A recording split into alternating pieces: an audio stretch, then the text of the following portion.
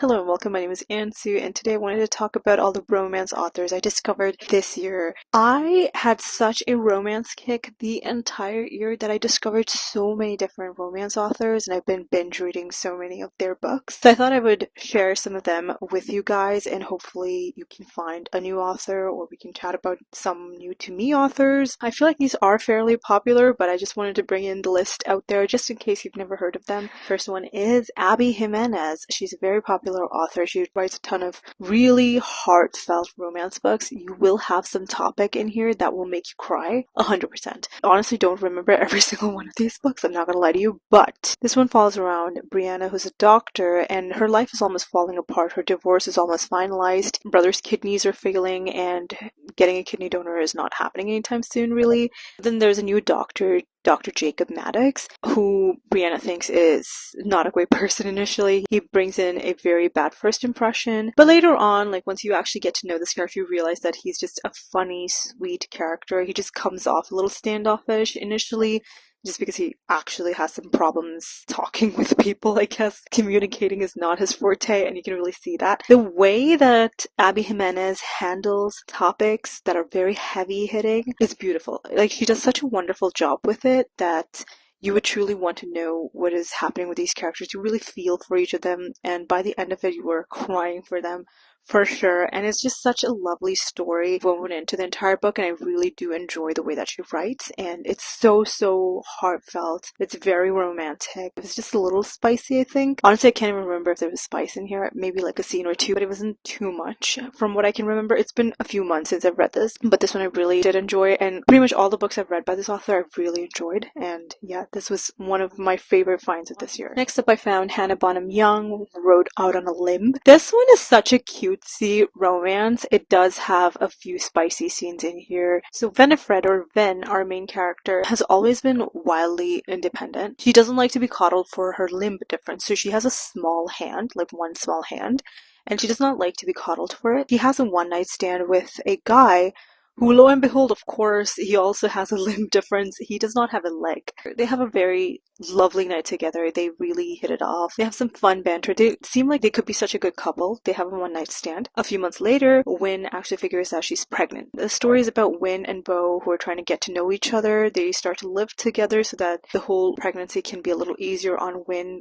Her living circumstances are not very good, and these two characters really bond. Obviously, it's a romance, so they do fall in love. The build-up of their friendship was so beautiful. I loved the way that this whole story was made out to be, and each of these characters have like different friend groups and stuff, and just seeing their interactions as well was really fun.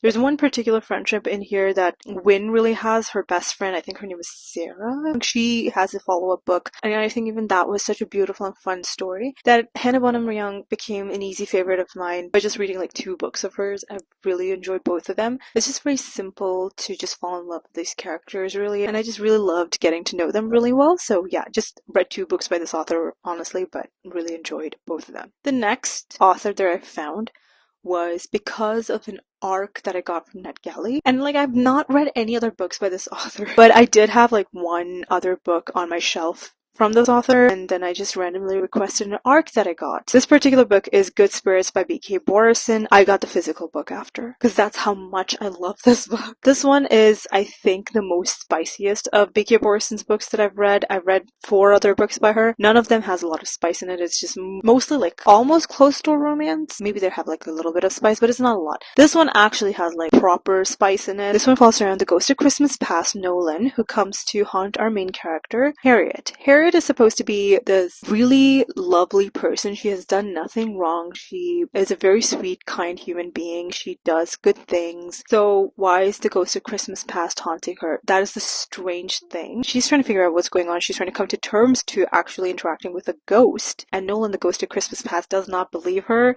Because why is he haunting such a good, kind person? That seems ridiculous. These 2 characters are trying to find out what is wrong with her past, why the Ghost of Christmas Past is actually haunting Harriet, and all that kind of stuff. Naturally, the ghost and Harriet actually fall in love. It is so cute. I'm telling you, this is such an adorable book. You would not think that something as audacious as this one is going to be as enjoyable. but I loved it. I thought this was such a fun time. The feelings that these two characters have for each other, the way that they're kind of interacting, it's just adorable. Such a fun time. If you haven't picked this one up, I really, really recommend you guys to do so. I read this in like August or something like that. This came out in October. This is a perfect Christmas book, obviously. And it's very cute. And I love these two characters so dearly. I think if you haven't picked this up, if you don't want to pick up anything else by this author, don't. Just pick this one up. I really, really enjoy this. So yeah, definitely such a gem to finally read B.K. Borison's books. I'm so glad I did. They're so good. Another author I want to talk about is Chelsea Curto. I don't actually own any of her books. I did read them on my Kindle. This is much more smuttier. These have real smut scenes in them. They're very spicy if you're not into that. No, steer clear from these books, but we have some really good character development. We have some good found family in the one series that she's written that I've read. So I'm specifically speaking about the DC Stars series by this author. 4 books have come out so far. And I'm specifically talking about Hat Trick. I have said this so many times on like comments and my Goodreads and stuff that I didn't think Chelsea Curto had anything emotional to her stories, right? The first 3 books, I didn't feel any real emotions where I cried. If you can't make me cry, that's just really surprising. I cry at everything. Me not crying is saying something. And I was like, yeah, no, Chelsea Curto cannot really write emotional stories. And I really thought that she had some fun banter. It was really good romance, but I didn't think she had that emotional depth. Then I read Hat Trick. Within the first 10 pages, I was bawling my eyes out. Patrick follows around our main character. I believe his name is Riley. Riley is a hockey player and he gets into a car accident in the very beginning of the book and he loses a leg. So obviously he has to learn how to live with that. He doesn't even know if he can walk or let alone skate any longer, but he works with one of the athletic trainers, Lexi, who really wants to, help him out. Riley has had this major crush on Lexi throughout the first 3 books. We actually see that. Every single time, like, Lexi is talking about, like, going on a date with someone, or someone else is hitting on Lexi, you can see Riley's emotions in the other 3 books, and this one, it is their romance. It's so, so adorable. It's really fun to see these characters together. And Riley has a wild side I did not see coming, but it was so fun to see him like that as well. He's trying to go back into who he truly was, trying to get back into what he was as a person prior to losing his leg and everything. So really such a heartfelt story, especially this one. The other books, again, like I said, did not feel the emotional depth. This one killed me and I loved it. I'm sorry that I doubted you, Chelsea, but I think it was like a mass crying for all the 4 books together in one. It was so strange. But I cried so much and I loved it. It was really good. But I'm glad I actually found that author. The final author that I found this year is actually one of my favorites. It's Liz Tomforty. I don't think I have to say much about this author, honestly, because I love her. I love her. If she writes anything, I will read it. She came out with the Windy City series, which is 5 books. This is Play Along. This is the 4th one. This is one of my favorites. I love this so much. Each of the characters in the series has so much emotional depth. The way that they're growing into each other, the way that they're growing into their characters in each of the books, beautiful. Stunning. The Found Family, absolutely perfect. This is the perfect interconnected standalone series where by the end of the final book, you can really see how everything connects together. And that was beautifully done. I don't think any of the other books have done it so well.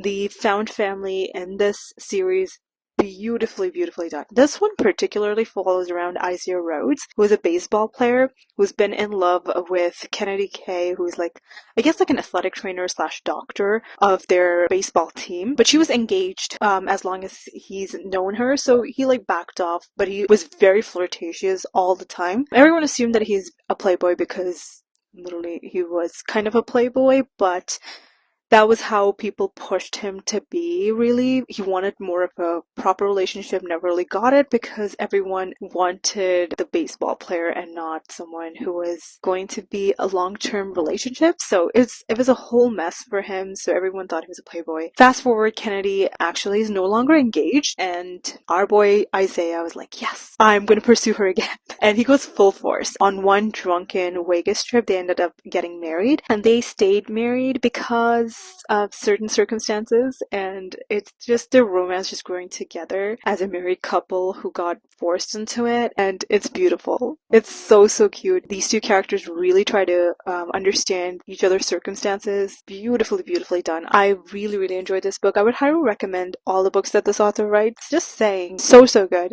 But yeah, those are the 5 authors that I found this year that I absolutely adored, and I think you have to read from all of them. They are very popular, like I said, so you probably have heard of all of them, but I hope at least found one author that you haven't actually read from, and hopefully you can add to your ever-growing TBR like I always do. That is all I really wanted to talk about today. Let me know down below some of your favorite romance authors or any author in general. I would love to know. But other than that, I'll see you all next time with another one. Until then, I'll talk to you in the comments.